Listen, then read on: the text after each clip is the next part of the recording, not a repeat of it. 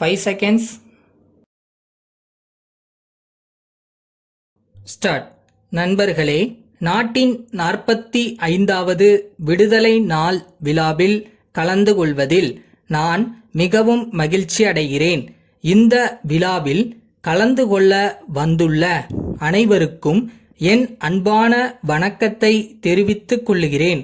நம் தாய் நாட்டின் மணிக்கொடியை வரலாற்று சிறப்புமிக்க இந்த கோட்டையில் ஏற்றி வைப்பதில் பெருமகிழ்ச்சி கொள்ளுகிறேன். இத்தகைய அரிய வாய்ப்பை எனக்கு ஏற்படுத்தி கொடுத்த உங்கள் அனைவருக்கும் என் நன்றியை தெரிவித்துக் கொள்வதுடன் என் இனிய விடுதலை நாள் வாழ்த்துக்களையும் தெரிவித்துக் கொள்கிறேன். விடுதலை நாள் விழாவை நாம் பெருமகிழ்ச்சியுடன் கொண்டாடும் இந்த நேரத்தில் நாட்டின் விடுதலைக்காக போராடியவர்களையும் அவர்களின் தியாகங்களையும் நினைத்து பார்க்க வேண்டியது நம் அனைவரின் கடமையாகும்.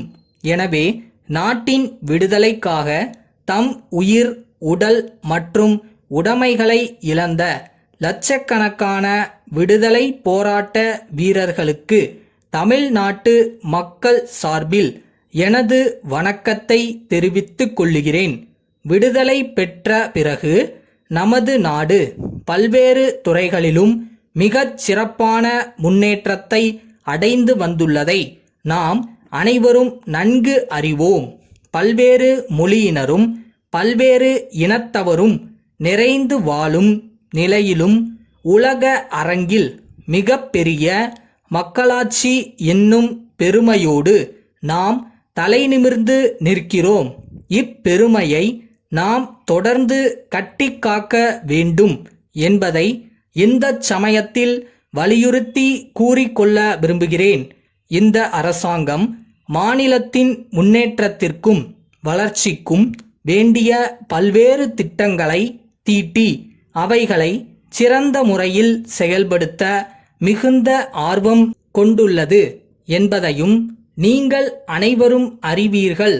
குறிப்பாக தொழில்துறையில் தமிழ்நாட்டை இந்திய நாட்டின் தலைசிறந்த மாநிலமாக ஆக்க வேண்டும் என்பதில் இந்த அரசு கண்ணுங்கருத்துமாக இருப்பதுடன் இந்த லட்சியத்தை அடையும் வகையில் முனைப்பான பல நடவடிக்கைகளையும் எடுத்து வருகிறது. தொழில் வளர்ச்சிக்காக தொழில் முனைவோருக்கு எவ்வகைகளில் உதவ முடியுமோ அந்தந்த வகைகளிலும் உதவி செய்ய இந்த அரசு முன் வந்துள்ளது.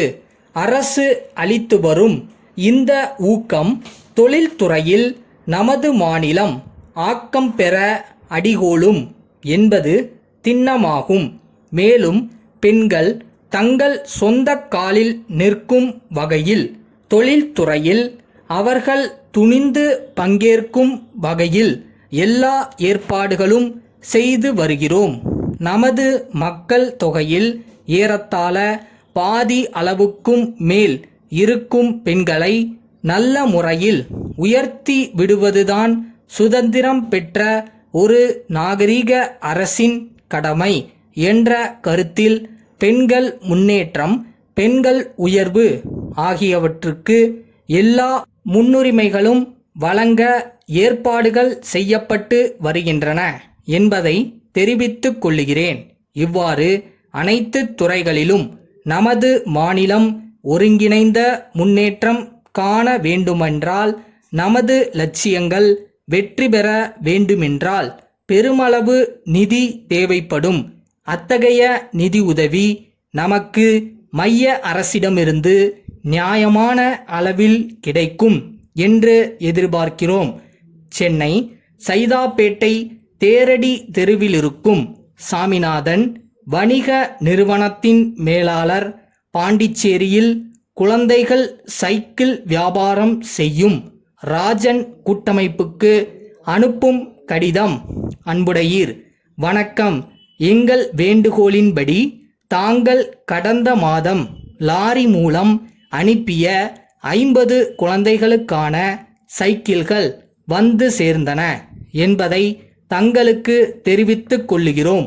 எனினும் அவைகளை சரிபார்க்கும்போது மொத்தமுள்ள வண்டிகளில் 6 வண்டிகள் சேதம் அடைந்திருப்பது கண்டுபிடிக்கப்பட்டுள்ளது.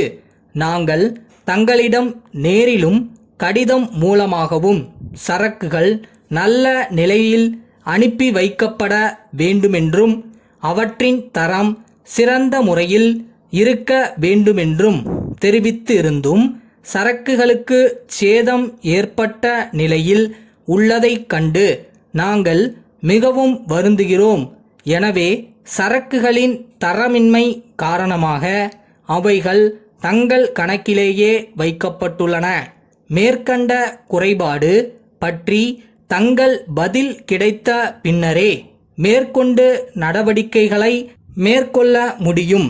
நமது நீண்டகால வியாபார தொடர்பு நல்ல முறையில் தொடர்ந்து நீடிக்க வேண்டும் என்பதை நினைவில் கொண்டு உடனடியாக பதில் எழுத கூறுகிறோம். தங்கள் நம்பிக்கையுள்ள